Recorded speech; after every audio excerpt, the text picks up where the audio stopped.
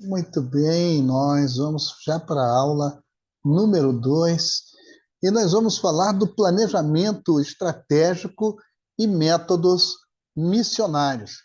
Lembrando que nós estamos estudando sobre a plantação de igrejas em um contexto missionário. Então vamos ver, seguindo inclusive aquele ciclo paulino que nós vimos na aula anterior, e nas demais aulas nós sempre vamos estar abordando isto, vamos ver então o que nós temos ainda mais. Planejamento estratégico na missão.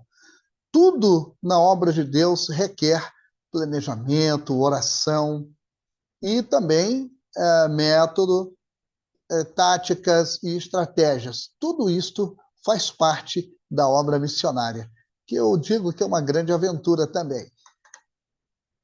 Vamos ver os objetivos da nossa aula hoje? A primeira coisa é entender a importância do planejamento bíblico e estratégico. A gente não vai fazer a coisa ao azar. Vamos, tipo, ao Deus dará, Deus me mandou, então ele vai prover. Não, nós precisamos ter um planejamento bíblico, de preferência, e estratégico. Outra coisa também é aplicar o ciclo paulino como plano mestre. Então, nós já vimos na aula anterior o que é o ciclo paulino. Ele consta de 10 coisas que vocês devem até procurar decorar isto, guardar, memorizar, porque na prática isto funciona.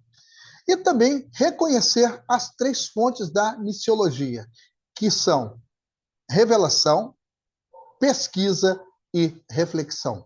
São 3 coisas muito importantes dentro da missiologia.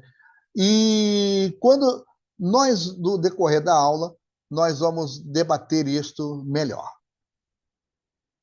Bom, primeiro, Deus, ele é um planejador. Tudo que Deus faz é perfeito.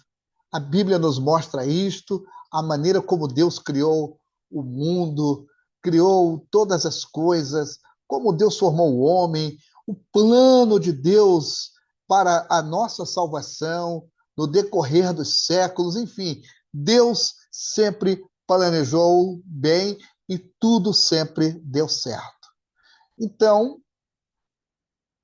desde a eternidade, observem bem que Deus planejou a igreja. Vamos ver em Efésios, capítulo 1, os versículos 4 e 5.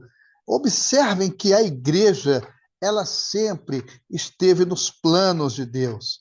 A igreja, ela não surgiu por um acaso. A igreja não é fruto do azar. A igreja tampouco é mais uma religião. O apóstolo Paulo ele diz o seguinte: como também nos elegeu nele antes da fundação do mundo, para que fôssemos santos e irrepreensíveis diante dele em amor, e nos predestinou para filhos de adoção, por Jesus Cristo, para si mesmo, segundo o beneplácito da sua vontade. Então, fomos eleitos do Senhor.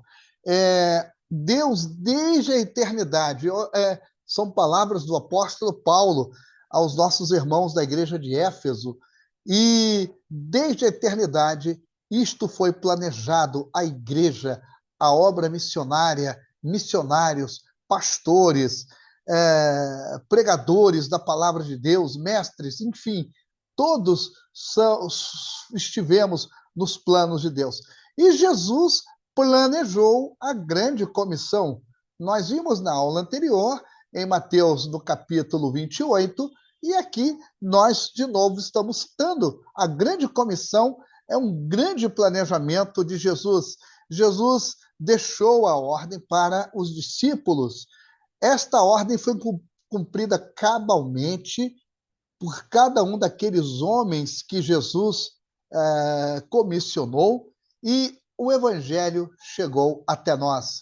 E agora cabe a nós levarmos o evangelho, darmos continuidade até os confins da terra, como diz a palavra de Deus. Paulo planejou suas viagens missionárias. As viagens de Paulo não eram ao azar.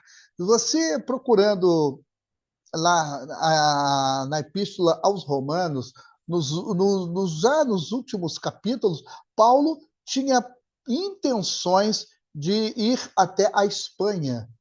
E todas as viagens de Paulo eram meticulosamente planejadas. Ele não saía ao azar. Ele tinha certas intenções, e nós lemos até no livro de Atos que ele intentava ir para uma certa região, mas o Espírito de Jesus impediu. Isto mostra que Paulo planejava as suas viagens missionárias. Vamos ver as 3 fontes da missiologia, então. Ou seja, para colocarmos em prática o cumprimento da grande comissão, para colocarmos em prática o contactar com as pessoas, o evangelizar, as pessoas se converterem, elas serem discipuladas, nós temos que entender que existem 3 fontes de missiologia. Vejamos. A primeira fonte é a revelação. A Escritura é a autoridade suprema. Nós não vamos para o campo missionário para simplesmente levar uma cópia da nossa igreja àquelas pessoas. Nós precisamos ter a Bíblia como a nossa única regra de fé e prática. É a Bíblia que nos exorta a pregar o Evangelho e ela nos dá as ferramentas. Então, é a revelação de Deus. Então, ela é a autoridade suprema no cumprimento da missiologia. Então, não vamos pregar ideologias, nós não vamos pregar ideias pessoais, nós não vamos pregar o nosso testemunho pessoal, absolutamente. Nós vamos ensinar a palavra de Deus. Nós vamos mostrar a revelação de Deus na pessoa de Jesus Cristo, a salvação, o plano de Deus para a humanidade. Tudo isto está na Bíblia. Então, é a revelação e a Escritura como a autoridade suprema. Outra coisa, a pesquisa. Para você pregar o Evangelho, para você ser um missionário, não basta você ter um chamado. Todos são chamados. Agora, os chamados, eles precisam ser preparados. Então, na pesquisa, no estudo, nós vamos estudar, por exemplo, principalmente as ciências sociais, como a antropologia, a sociologia. Por quê? Você vai para uma outra cultura e aquela cultura ela é completamente diferente da cultura onde você nasceu e foi criado. Então, não vamos pensar e não vamos ser ingênuos pensando que nós vamos para a China, por exemplo, e vamos pregar o Evangelho como nós pregamos aqui no Brasil. Aqui no Brasil é muito fácil pregar o Evangelho, as pessoas falam o mesmo idioma que nós, elas têm a mesma cultura que nós, elas têm os mesmos sentimentos coletivos que nós temos, então é muito fácil, mas na China é outro pensamento coletivo, é outra cultura, é outro idioma, então é necessário, ao chegar em outra nação, em outra cultura, haver o conhecimento das ciências sociais. Além da Bíblia, o missionário ele precisa conhecer as ciências sociais. E um dos pioneiros nisto foi o missionário Hudson Taylor, que foi missionário para o interior da China. Os livros do Hudson Taylor são fontes de pesquisa preciosíssimas para nós até o dia de hoje. Foi um homem de Deus que se dedicou a conhecer a cultura chinesa. Ele se fez praticamente chinês, ele sendo inglês, para que Jesus Cristo fosse conhecido pelos chineses. Então, dentro dessas fontes da missiologia, a segunda é a pesquisa. A terceira fonte é a reflexão. Veja bem, você tem o conhecimento das Escrituras, você é um grande conhecedor da Bíblia, você se atém a conhecer aquele povo, aquela sociedade, aquela cultura, mas vamos agora fazer uma reflexão. É aquela experiência obtida, o que realmente eu fiz? E o que deu certo. Então, essa reflexão, que é a experiência prática, mas o bom senso. Eu me lembro, no Peru, os anos que eu estive no Peru, um dia eu parei para fazer esta reflexão. Eu estava terminando a minha missão no Peru.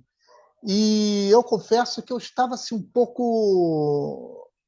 me senti um pouco triste, porque eu estava deixando um país que eu dediquei o meu tempo, tive que aprender muitas coisas sobre a cultura, o idioma, etc. E eu, no meu último dia, naquele país que eu tanto carinho tenho, eu parei e fiz esta reflexão. O que eu fiz de bom e de ruim no Peru? E justamente pela questão da experiência prática, se eu tinha feito coisas que realmente glorificaram a Deus, trouxe edificação ao corpo de Cristo, marcou a diferença na vida das pessoas. E a questão do bom senso também, porque muitas vezes, meus irmãos, não vamos pensar que nós somos os melhores missionários do mundo. Nós somos seres humanos e nós vamos cometer erros. E alguns erros eu devo ter cometido, alguns até sem saber, e um deles foi no meu primeiro dia no campo missionário. Eu estava com sede e eu, com medo de tomar água ali, não conhecia, né, a fonte, eu quis beber uma Coca-Cola. E eu chego a um armazenzinho que tinha, e eu, como um bom brasileiro, eu pedi uma Coca. E aquela senhora, dona daquele negócio, ficou me olhando com uma cara muito zangada, e ela disse que iria chamar a polícia. E eu fiquei pensando, senhora, eu quero uma Coca. Ela falou alguns impropérios, inclusive, e eu, como diz no bom português, caiu a ficha. E eu disse, senhora, eu quero uma Coca-Cola. Aí ela, está bem. O senhor, então, quando a próxima vez que o senhor vier comprar comigo, o senhor me peça Coca-Cola e não Coca, porque pedir Coca no Peru é pedir cocaína. Então, vocês vejam, nós podemos cometer erros. Então, eu cometi erro já no meu primeiro dia. E quantos outros erros eu não cometi? Mas eu, no final da minha jornada, da minha missão no Peru, eu fiz esta reflexão, a experiência prática e o bom senso, o que eu aprendi, em que eu fui edificado e naquilo também que eu possa ter sido bênção para aquelas pessoas. Então, a reflexão é uma coisa importante. Então, são aí as três fontes da missiologia: a revelação, a pesquisa e a reflexão. Voltando lá ao ciclo paulino, vamos ver a estrutura missionária. Voltamos para o apóstolo Paulo. Vamos lá para o ciclo paulino. Vejamos a estrutura missionária do apóstolo Paulo.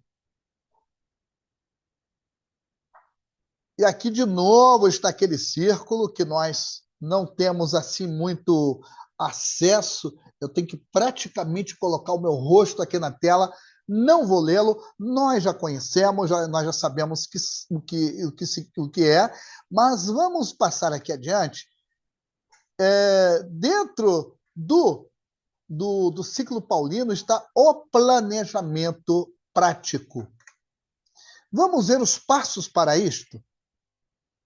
Muito bem. Número 1, você tem que compreender a tarefa. Você está no lugar e você tem que saber o que você deve fazer. Compreenda a tarefa. É pregar o evangelho? É ensinar a crianças? É visitar enfermos? É fazer trabalho social? Em primeiro lugar, você tem que compreender a sua tarefa, aquilo que você vai fazer. Como segundo item, compare com experiências anteriores. Nós estamos falando, então, de plantação de igrejas, não é? Então, qual é a sua experiência anterior na plantação de igreja? Eu, no Peru, eu precisei fazer isto. Eu tive experiência de plantar igrejas aqui no Brasil em lugares onde não havia igrejas. Isso nós temos que ser bem claros e bem específicos. É plantar igrejas aonde não há igrejas. Não é plantar igreja numa rua onde tem 10 igrejas ou num bairro que está cheio de crentes. Estamos falando de plantar igrejas em lugares onde não há igrejas plantadas, aonde o evangelho não chegou. É a isso que eu me refiro. Então, eu me lembrei de experiências anteriores. Eu tive essa experiência e eu dizia, bem, obviamente, cada uma delas me ajudava bastante, tanto as experiências positivas quanto as negativas. Então, você pode fazer isto, comparar com experiências anteriores. Faça, em terceiro lugar, faça um plano global. O que é um plano global? Ou seja, global é uma coisa abrangente. Você tem que planejar, item por item, certas coisas ao plantar uma igreja. Se aquele lugar é conveniente, se ele tem qual é o público que vai ser alcançado, qual vai ser a abrangência daquela obra a ser implantada. Então, você tem que fazer um plano global. Reúna recursos. É um grande problema que muitos missionários, plantadores de igrejas têm, e inclusive alguns pastores, até aqui no nosso país. Fazem as coisas sem um planejamento enquanto há recursos. Eles compreendem a tarefa, eles têm experiências anteriores, eles têm um plano global, mas não reúnem os recursos. É muito importante haver um orçamento, um planejamento econômico para a plantação de uma igreja. Seja ela debaixo de uma árvore, mas tem que ter os recursos. Outra coisa, como passo número 5, execute. O que é que estamos esperando? Vamos cumprir a missão. Então, execute, faça a obra, pregue o evangelho, discipule as pessoas e forme uma nova igreja. Claro que eu estou falando isso de maneira bastante resumida, porque é um processo, às vezes, um tanto longo. Número 6, aprenda e ajuste. Eu tinha muitos planos.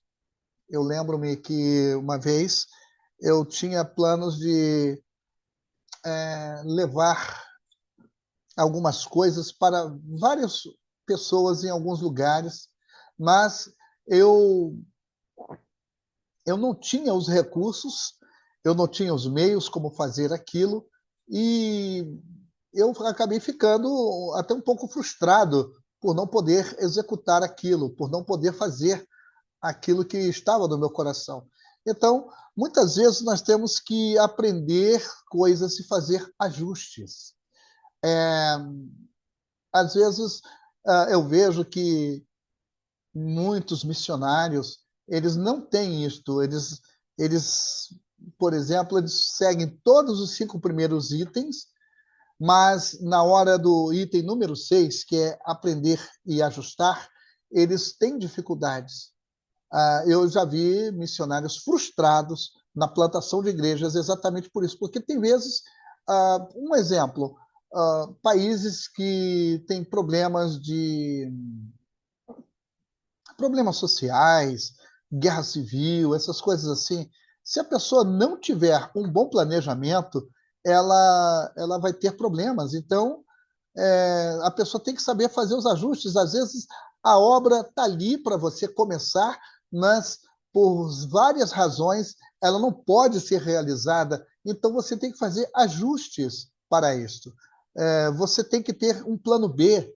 É sempre bom ter um plano B. Eu sempre tive o meu plano B e sempre me ajudou bastante. Então, aprenda e ajuste. E concluindo esta lição de hoje, fé mais estratégia, missão efetiva. Nós temos o lado da fé, da nossa crença, de que nosso Deus supre as nossas necessidades, mas também nós usaremos da sabedoria que ele nos dá para executarmos a missão. Isto se chama estratégia. Então, quando você soma a fé mais a estratégia, a missão ela será efetiva. Vai dar certo. E eu me lembro, eu cheguei no Peru e comigo aconteceu uma coisa muito interessante, porque eu fui convidado para ser missionário naquele país. E eu cheguei, encontrei uma igreja mais ou menos plantada, ela só estava construída, na verdade, e tinha muito dinheiro lá guardado, e pessoas passando fome, passando necessidades, e aquilo me doeu o coração.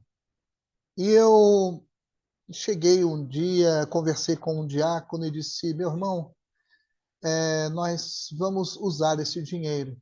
Ah, pastor, que bom! Ele pensava que era para a construção. E eu disse: não, eu não posso fazer a obra do Senhor e com meus irmãos passando necessidade. Pegamos aquele dinheiro, repartimos uma boa parte do dinheiro entre as famílias mais necessitadas. Eles se alimentaram, se cuidaram, inclusive da saúde. Outra parte, uma porcentagem bem menor, foi usada na evangelização.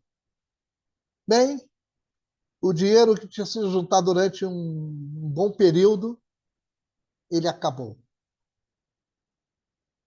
Vidas foram abençoadas materialmente e o evangelho foi pregado através do material que nós compramos para a evangelização.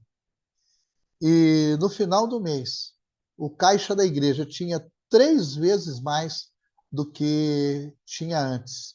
Então, fé mais estratégia. A missão foi efetiva e o nome do Senhor foi glorificado. Não basta ir, é preciso ir com sabedoria.